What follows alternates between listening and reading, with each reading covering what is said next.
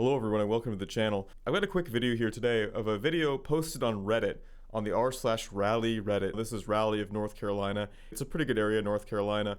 And this is a video from a real estate agent posting a house they listed, it says right here, for under $300,000. And I have the listing for the house right here. $260,000 house. You can see it's pretty normal. Look what happened when this house was listed on the real estate market for the first time. And I just want you to take a look at all of the people who are lined up to see this property. So when we say that there is a housing crisis, we really mean it.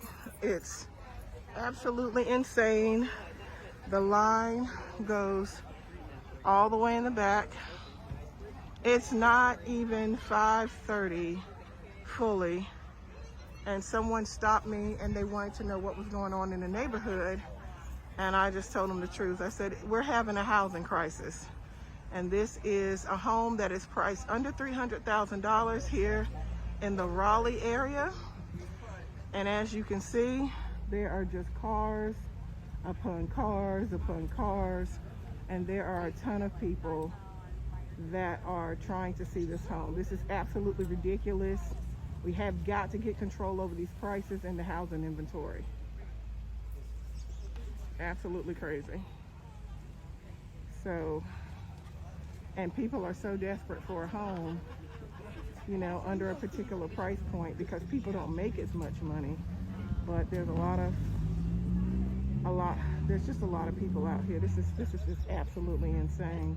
Like I said, I had some people pull over while I was walking up to the property just to talk to me about what was going on here. All right, just wanted to share. All right, y'all take care. Have a great night. Bye. So there you have it. The real estate agent wasn't even bragging or being vindictive about it. In fact, she seemed to really sympathize with the people there. And I can as well. I mean, if we're watching this video, okay, you can see it's mostly young couples, a lot of like anxious, like assume wives, fiancés, and girlfriends nervously talking to their partners saying, hey, baby, are we gonna be able to get this house? Do you think we can get a house?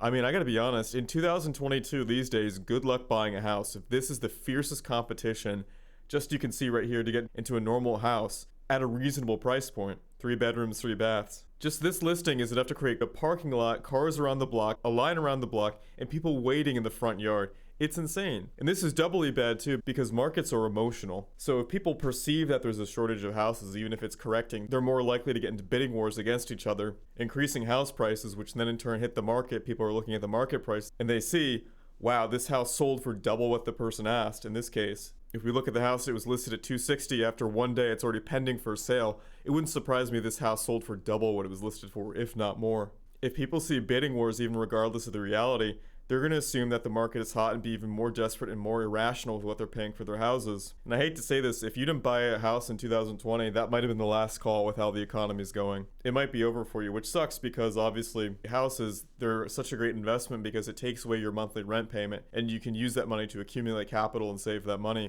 when you're not paying rent. If I were in this position personally and I was the seller of this house, I would not sell. And the reason for that is we're living in a very high inflationary environment. And I know it seems like you're getting richer and it seems like you're making a lot of money on these houses, but you aren't actually doing it. This is all a product of inflation and money getting thrown around.